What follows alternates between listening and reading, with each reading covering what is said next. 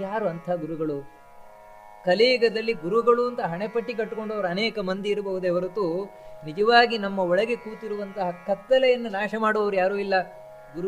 ಗುರು ಅಂತ ಶಬ್ದದ ಅರ್ಥ ಏನು ಅಂದರೆ ನಮ್ಮ ಒಳಗೆ ಇರುವಂತಹ ಅಜ್ಞಾನವನ್ನ ನಾಶಗೊಳಿಸುವಂಥವ್ರು, ನಮ್ಮನ್ನ ಇಲ್ಲಿ ಶ್ರೇಷ್ಠರನ್ನಾಗಿ ಮಾಡುವಂಥವ್ರು, ಏನೂ ಗೊತ್ತಿಲ್ಲದವನನ್ನ ದೇವರ ಬಳಿಗೆ ಕರ್ಕೊಂಡು ಹೋಗುವಂಥವ್ರು, ತಾವು ದೇವರನ್ನ ಕಂಡಿರುವಂಥವರು, ದೇವರ ಪರಮಾನುಗ್ರಹವನ್ನು ಪಡೆದಿರುವಂಥವರು, ಇಂಥವರು ಗುರುಗಳು.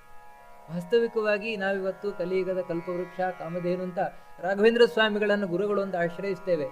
ಬೇಕಾಗಿದ್ದನ್ನೆಲ್ಲ ಪಡಿತೇವೆ. ಏನು ಕಷ್ಟ ಇದ್ರೂ ರಾಘವೇಂದ್ರ ಸ್ವಾಮಿಗಳ ಹತ್ರ ಹೋಗಿ ನಾವು ಎಲ್ಲವನ್ನ ಪಡಿತೇವೆ. ಆದರೆ ಆಶ್ಚರ್ಯ ಏನು ಅಂತ ಹೇಳಿದ್ರೆ, ರಾಘವೇಂದ್ರ ಗುರುಗಳೂ ಕೂಡ ತಮ್ಮ ಸಮಸ್ತವನ್ನು ಪಡೆದದ್ದು ಮಧ್ವಾಚಾರ್ಯರಿಂದ. ಕಾರಣ ಏನಂದ್ರೆ ಅವರ ಸ್ತೋತ್ರವೇ ನೋಡಿ ಪ್ರಾರಂಭ ಆಗುವುದೇ ಮಧ್ವಾಚಾರ್ಯರ ಹೆಸರಿನಿಂದ. ಶ್ರೀ ಪೂರ್ಣಬೋಧ ಗುರುತೀ